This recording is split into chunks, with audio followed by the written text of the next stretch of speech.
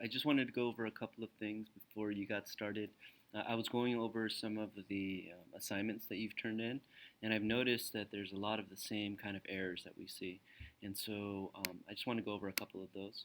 The first one is at the end of your function, a lot of people have just like kind of blank lines. And so you don't want to have any blank lines. Okay, so go back and clean up your code. You might have noticed that I put functionality OK so that you had a blue circle. What you want to have is a green circle, which means pass.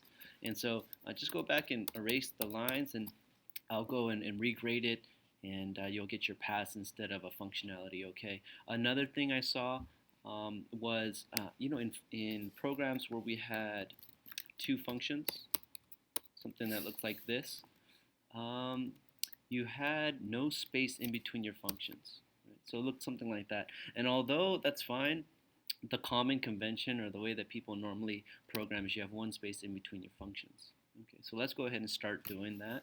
And of course, this function would have a different name, and I can maybe call it diff function.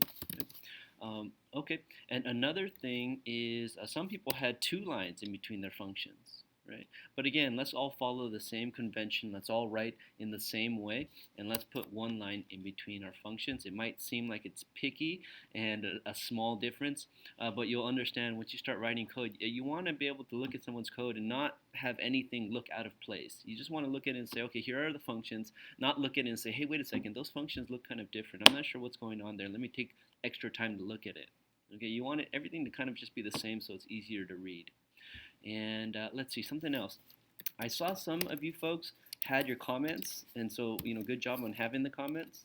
And we had something like this is a comment telling me what was the functionality of this function, what did it do. And if you're looking at this, we don't want to have the comments inside of a function. Sometimes you do. For instance, if this for loop down here or if this code down here had a certain purpose and that was a little bit complicated, you might write up here, oh, this is what this for loop does, right? Explaining what the for loop does. But we're not at that point yet. Our functions and our programs are fairly simple. So what we want to do is we want to put our comments right above the function, okay, outside of the function. So go ahead and fix that if you notice that you've been doing that.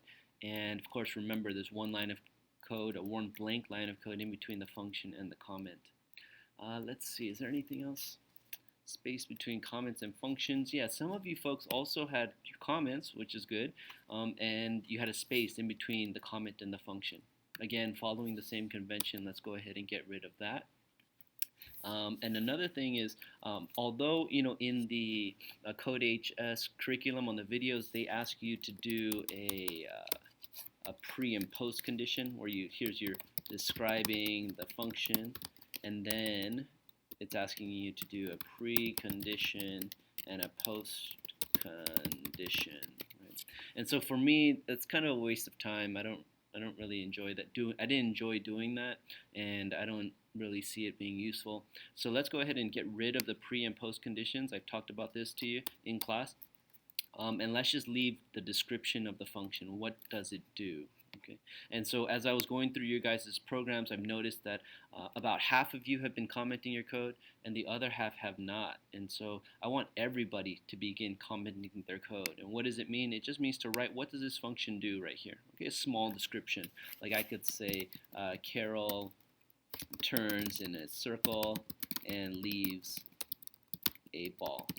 So something very short and descriptive, and you can go ahead and start doing that, right? Just go ahead and write a comment for every function that you write.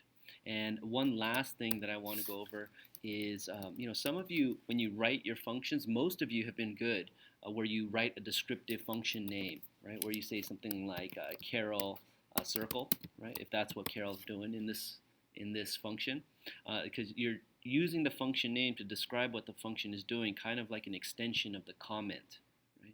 And when you create your variable names, when you create your function names, whenever you create a name, you want to make it as descriptive as possible without getting too long, right? Like I wouldn't want to say here, Carol goes, I wouldn't want to say Carol goes in a circle and then right? And continues dot dot dot. I wouldn't want to do that. You want to keep it around 2 words, right? You want the first word to be lowercase and the second word to start with an uppercase, just to distinguish between the words. And again, you want to make it as descriptive as possible. So if you haven't been doing that, let's go ahead and start doing that. And if you could take everything that I've said in this video and let's put it to action. I won't go back and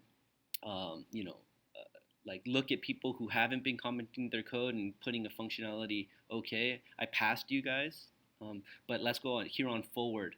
I'm going to begin to get very picky on the fact that I want your comments, that your functions commented. I want one line in between functions. I want no blank lines at the end of functions and so on.